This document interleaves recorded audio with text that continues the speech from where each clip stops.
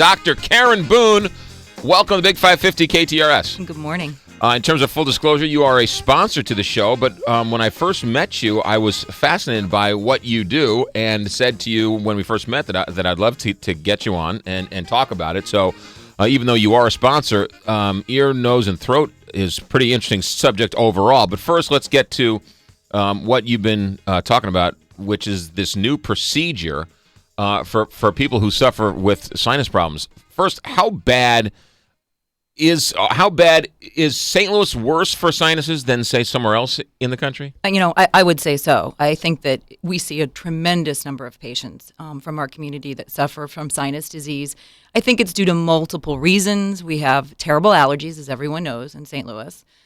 Plus, we have a wide variety of areas that are through here. And so people come to me with an enormous amount of complaints. And they spend an enormous amount of money and time and effort because of their sinus problems. And so that's what we're addressing. So pollen.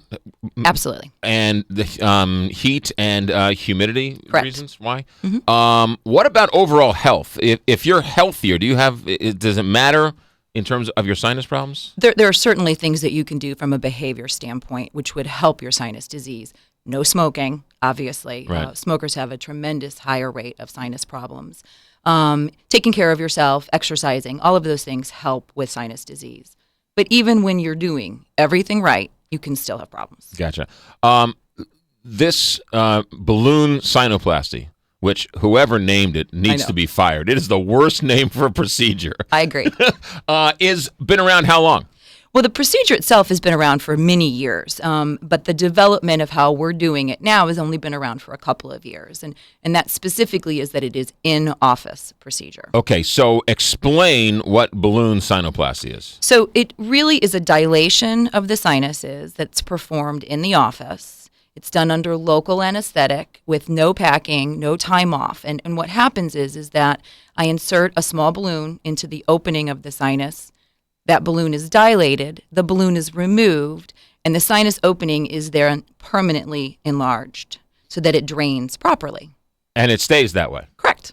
What's been the technology that has allowed this to do this? Well, I think if you look at the development of technology over the past many years, we are all looking towards endoscopic, non-invasive procedures so that people have less scar tissue, less time off, and they actually get better results in the long run.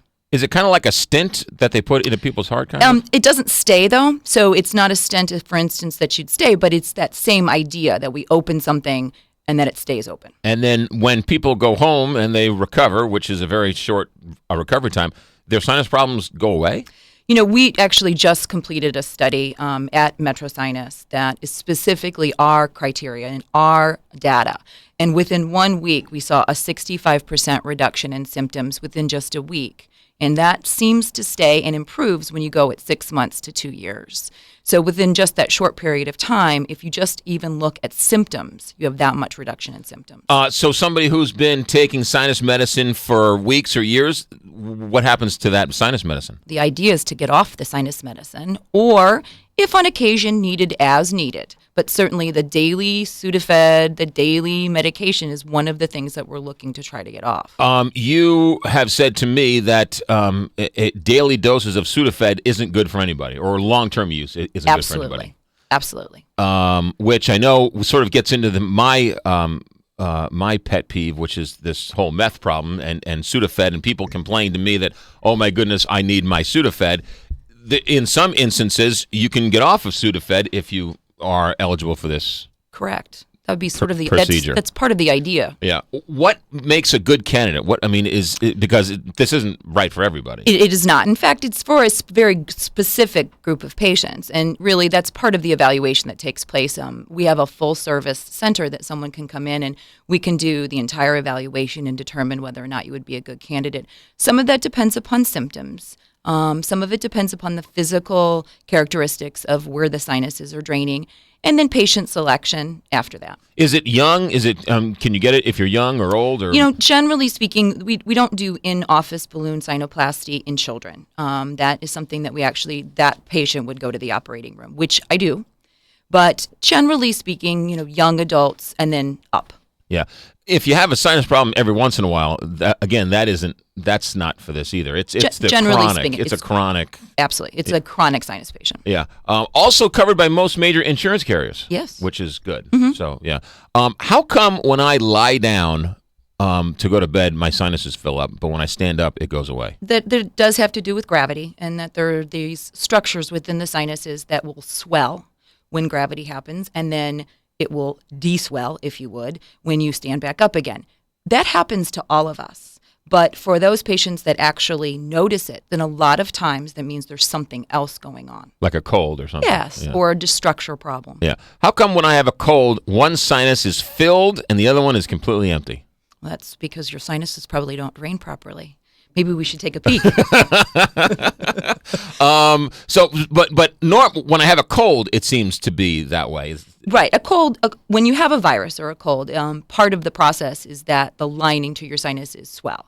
So if you have a sinus that's not perfectly draining anyway, and then it swells, it'll close shut. And that's when you get your symptoms. Yeah. Pretty interesting stuff, isn't it? I like it. Yeah.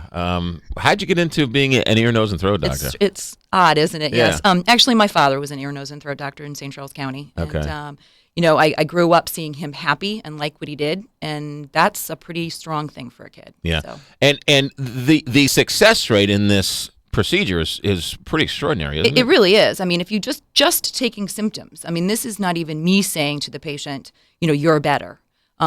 Just reducing the amount of symptoms by the amount that we see it's pretty remarkable. And I'm finding over the last couple of years, I mean, it's amazing myself almost. Right. And I'm all for getting anybody off of cold medicine. The more people off cold medicine, the better it helps everybody. And maybe you won't have to go show your 15 IDs to get your cold medicine. Absolutely. And I don't have to write a prescription because each of those patients right now I have to write a prescription for, which we're happy to do. But again, that's not the point. Those are supposed to be as needed medications. Dr. Karen Boone, it's in-office balloon sinuplasty. That is the worst name. I did not come up with it. Balloon sinuplasty in office, 24 to 48 hours, you're back out on the street. Metrosinus.com, that's the website to find out more? Yes, sir. And 636-685-8040. Dr. Karen Boone. Doctor, thanks for coming in. Thank you for having me.